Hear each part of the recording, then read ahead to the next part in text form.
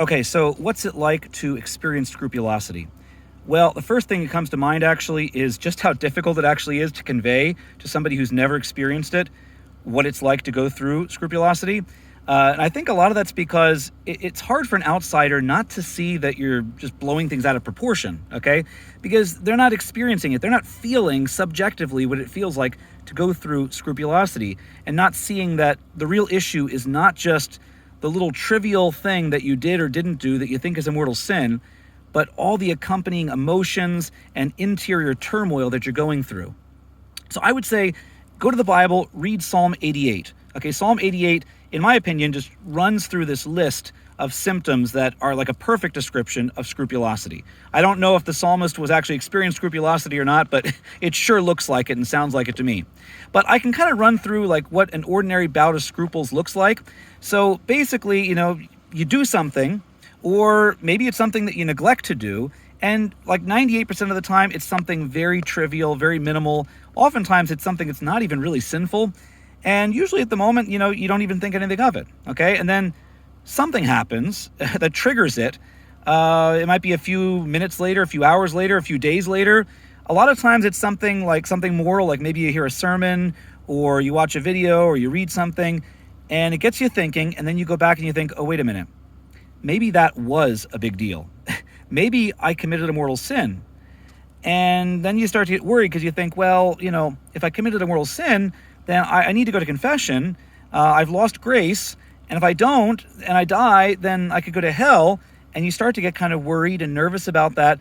So then, of course, the natural thing to do is you start reflecting, and you start rehearsing and going back over all the details you can remember. And of course, the longer and longer you get from the actual moment that this happened, the harder it is to remember everything with perfect clarity.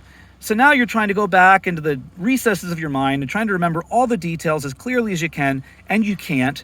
And you start questioning yourself, and deep inside there's a voice that's telling you, okay, listen, I know that in order for a sin to be a mortal sin, first of all, number one, it's got to be something that's seriously wrong, seriously evil.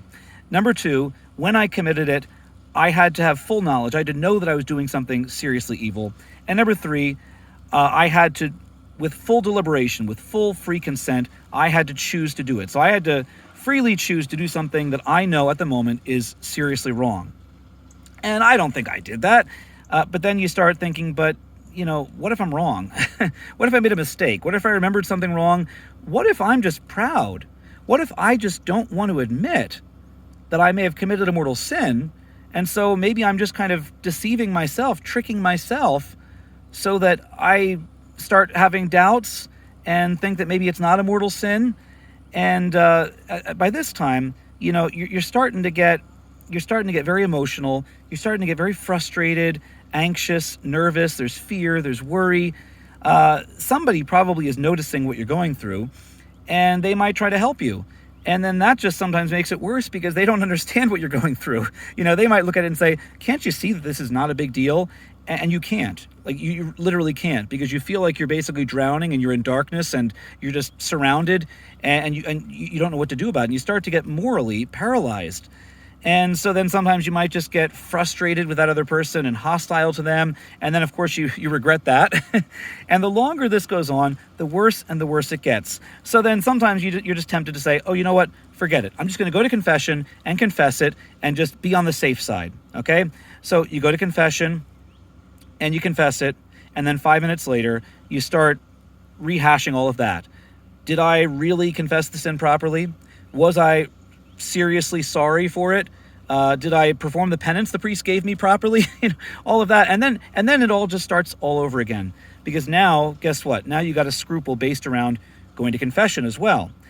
And, the longer this goes on, the worse it gets. You start to dread going to confession. You start to dread going to communion, not because you don't want to receive the sacraments, but because you do want to receive them.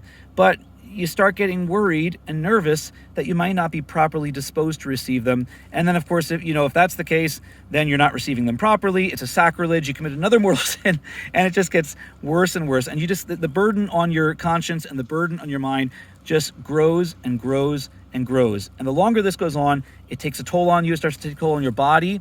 You start to get maybe chronic headaches, GI issues, sleep problems, just getting sapped of your energy because you just don't want to do anything. And maybe it's affecting your social life as well. You're just shutting up inside of yourself, lashing out at people sometimes, feeling alone and feeling that people just don't care about you and don't understand you, and you're pitying yourself, and it just gets worse and worse and worse.